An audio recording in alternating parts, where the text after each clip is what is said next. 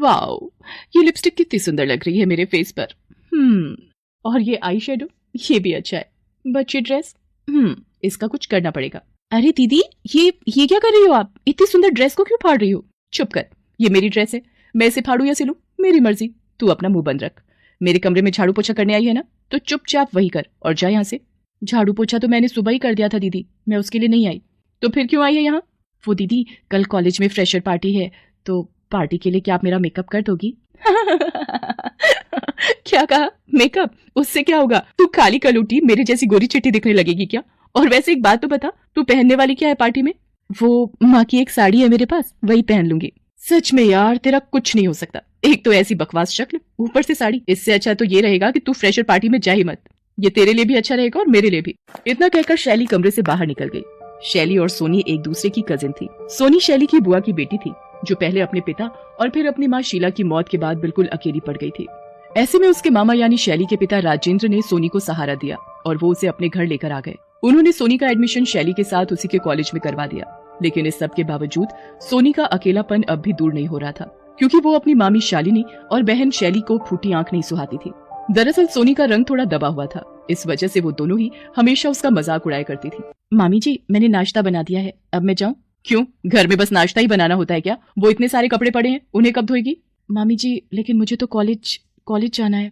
उफ, शक्ल से तो मनहूस है ही, ऊपर से एक नंबर की कामचोर भी है ये लड़की। वैसे आज तो कॉलेज में फ्रेशर पार्टी है ना, तो तू वहाँ जाकर क्या करेगी? चल जाकर कपड़े धो। क्यों मामी जी, मैं क्यों नहीं जा सकती फ्रेशर पार्टी में? शैली दीदी तो कितनी देर पहले ही चली गई, आपने उन्हें तो एक बार भी नहीं रोका। अच्छा, तो तू अब मेरी शैली की बराबरी करेगी? अरे उसके पैरों की जूती के बराबर भी नहीं है तू। जाके शक्ल देख अपनी आईने में। तुझे तो हमारा एहसान मानना चाहिए कि हम तुझे पाल रहे हैं, वरना तू तो किसी के सामने जाने के भी लायक नहीं है। अब अपनी औकात में रह और जाकर घर के सारे काम निपटा, समझी?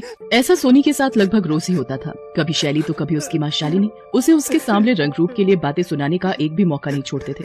इस सब से सोनी को बहुत रोना आता था, साथ ही उसे अपनी माँ की भी बहुत याद आती थी। माँ, तुम मुझे छोड़कर क्यों चली गई? तुमने तो मुझे कभी बदसूरत नहीं कहा, बल्कि मैं तो तुम्हारी परी बेटी थी ना, और तुम तो इतनी गोरी भी थी। फिर मैं ऐसी क्यों हूँ माँ, क्यों हूँ मैं ऐसी? सोनी अपनी माँ की फोटो को गले लगाकर जोर जोर से रोने लगती है। तभी उसे एहसास होता है कि उस फोटो का फोटो फ्रेम कुछ टूट सा रहा था। सोनी उसे ठीक करने की कोशिश करती है, लेकिन वो ठीक होने के बजाय दो हिस्सों में टूट जाता है। सोनी ये देखकर चौंक जाती है कि उस फोटो फ्रेम के अंदर एक चाबी थी। अरे ये चाबी, ये किस ताले की चाबी है और ये माँ की फोटो के अंदर कैसे आई? तभी अचानक उसे कुछ याद आता है। अरे कहीं ये चाबी उस ताले की तो नहीं? सोनी फौरन वहां से उठकर अपनी माँ के पुराने संदूक के पास जाती है और उसे खोलती है। उस संदूक में सोनी ने अपनी माँ की चीजें संभाल कर रखी हुई थी। उस सामान में एक बॉक्स भी था जिस पर ताला लगा हुआ था। सोनी ने अपनी माँ के जीते जी वो बॉक्स कभी घर में नहीं देखा, लेकिन जब उसकी माँ की मौत हुई तो वो बॉक्स उसकी माँ के सामान से ही मिला। हालांकि उस वक्त सोनी उस बॉक्स पर लगे ताले की वजह से उसे खोल नहीं पाई, लेकिन अब उसके पास एक चाबी थी। सोनी फौरन उस चाबी से उस बॉक्स के ताले को खोलने की कोशिश करती है। अरे ये ताला तो खुल गया, लेकिन माँ ने इस चाबी को इतना छिपाकर क्यों रखा था? जरूर इसमें कोई खास चीज है। सोनी उस बॉक्स को खोलकर देखती है तो उसमें एक लाल मखमल के कपड़े में लिपटी हुई एक फेस क्रीम रखी हुई थी। ये तो वही फेस क्रीम है जो माँ हर रोज अपने चेहरे पर लगाया करती थी, पर माँ ने इसे इस बॉक्स में क्यों रखा, वो भी ताला लगाकर? सोनी उस बॉक्स को अच्छे से अलट पलट कर देखती है तो उस बॉक्स में से एक कागज भी निकलता है। वो एक चिट्ठी थी जिसे सोनी की माँ ने उसके लिए लिखा था। सोनी उसे खोलकर पढ़ना शुरू करती है। सोनी मेरी बच्ची, इस चिट्ठी के साथ जो फेस क्रीम तुम्हें मिली है ये कोई साधारण क्रीम नहीं है, बल्कि ये एक जादुई क्रीम है। तुम हमेशा मुझसे एक ही सवाल पूछती हो कि जब मैं इतनी गोरी हूं तो तुम सांवली कैसे? बेटा, आज मैं तुम्हें एक बहुत बड़ी सच्चाई बताने जा रही हूँ। सच तो ये है कि मैं भी तुम्हारी तरह ही बचपन से सांवली थी। मुझे कहीं जाना अच्छा नहीं लगता था, क्योंकि सभी लोग मेरे सांवलेपन का मजाक उड़ाया करते थे। मैं सारा दिन अपने घर में ही बंद रहा करती थी, लेकिन फिर एक दिन मुझे ये जादुई फेस क्रीम मिली। इसे लगाते ही मेरा रंग रूप ऐसा बदला कि मेरी जिंदगी बदल गई।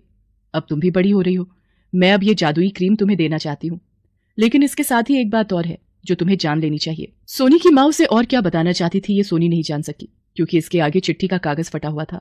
अब क्या करूं, पता नहीं माँ मुझे क्या बताना चाहती थी। वो सब बाद में सोचूंगी, फिलहाल तो ये देखना चाहिए कि क्या सच में ये एक जादुई फेस क्रीम है।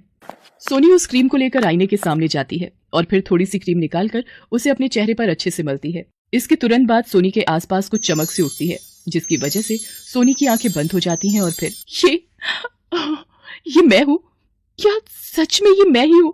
ये तो कमाल हो गया, ये तो सच में एक जादुई फेस क्रीम है। सोनी का चेहरा पूरी तरह से बदल चुका था। उसका चेहरा एकदम साफ और रंगत गोरी हो गई थी। इतना ही नहीं, उसके चेहरे पर खुद ब खुद ही हल्का मेकअप भी हो गया था। सोनी ने ध्यान दिया कि उस जादुई फेस क्रीम को लगाने के बाद वो बिल्कुल वैसी ही दिख रही थी जैसी कि वो हमेशा से दिखना चाहती थी। सोनी बहुत खुश थी। सुंदर दिखने की उसकी इच्छा आखिरकार पूरी हो गई थी। वो फौरन अपनी माँ की साड़ी पहनकर तैयार हुई और अपने कॉलेज की फ्रेशर पार्टी में पहुंच गई। पार्टी में अब तक सिर्फ शैली की चर्चा हो रही थी, लेकिन सोनी के वहाँ आते ही सबकी नजरें सोनी पर ही जा टिकी। रोहन, कहाँ जा रहे हो? चलो ना डांस करते हैं। नहीं, मेरा मतलब है अभी नहीं, थोड़ी देर में करते ना।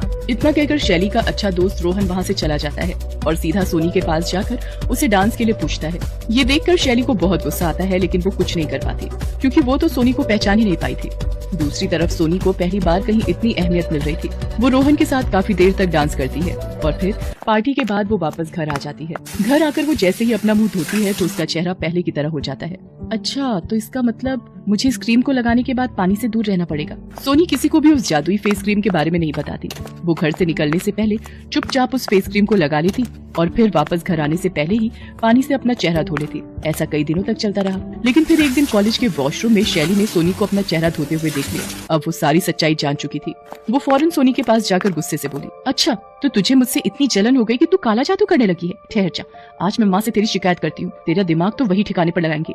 नहीं नहीं दीदी, ये सच नहीं है, मैं कोई काला जादू नहीं कर रही। झूठ मत बोल, मैंने अपनी आंखों से देखा भी। मुंह धोने से पहले तू कोई और थी। आपने जो देखा वो गलत नहीं है दीदी, लेकिन मेरा यकीन कीजिए, ये कोई काला जादू नहीं बल्कि ये सब मेरी माँ की इस जादुई फेस क्रीम का कमाल है। सोनी शैली को उस क्रीम के बारे में सब कुछ बताती है। शैली फौरन सोनी से वो फेस क्रीम छीन लेती है और उसे अपने बैग में रख लेती है। दीदी, ये क्या कर रही हो आप? वो मेरी क्रीम है, मुझे वापस दो। चुप हो जा, इस दुनिया में कोई भी खास चीज तेरे लिए नहीं है, समझी ना?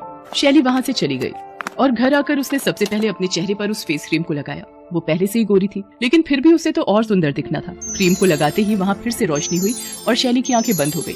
इसके बाद ये क्या हो गया मेरे चेहरे को? उस जादुई फेस क्रीम का शैली के चेहरे पर उल्टा ही असर हुआ। उसका रंग काला हो गया। ये देखकर शैली जोर जोर से रोने लगी। तब तक सोनी घर आ चुकी थी। उसने जैसे ही शैली का हाल देखा तो उससे बोली, अब परेशान मत हो दीदी, जाओ जाकर अपना मुंह अच्छे से धो लो, फिर सब पहले जैसा हो जाएगा। शैली ऐसा ही करती है। चेहरा धोते ही उसका चेहरा पहले जैसा हो जाता है। फिर वो इस क्रीम को सोनी की तरफ फेंकते हुए कहती है, ले तू ही रख अपनी ये बकवास क्रीम, मुझे नहीं चाहिए। सोनी अपनी क्रीम को वापस पाकर बहुत खुश होती है, लेकिन उसे ये समझ नहीं आ रहा था कि आखिर उस फेस क्रीम का असर शैली पर उससे अलग क्यों हुआ। सोनी ने एक बार फिर उस क्रीम वाले बॉक्स को देखा तो उसमें से चिट्ठी का बचा हुआ हिस्सा भी बाहर आ गया। सोनी ने उसे पढ़ना शुरू किया। बेटा, इस फेस क्रीम का जादू ये है कि ये इंसान के मन की छाप उसके चेहरे पर ले आती है। याद रखना, जैसा तुम्हारा मन होगा, इसे लगाने के बाद तुम्हारा चेहरा भी वैसा ही बन जाएगा। अब सोनी को उसके सवाल का जवाब मिल चुका था। साथ ही अब वो ये भी समझ गई थी कि सारी जिंदगी सुंदर दिखने के लिए अब उसे क्या करना है और क्या नहीं।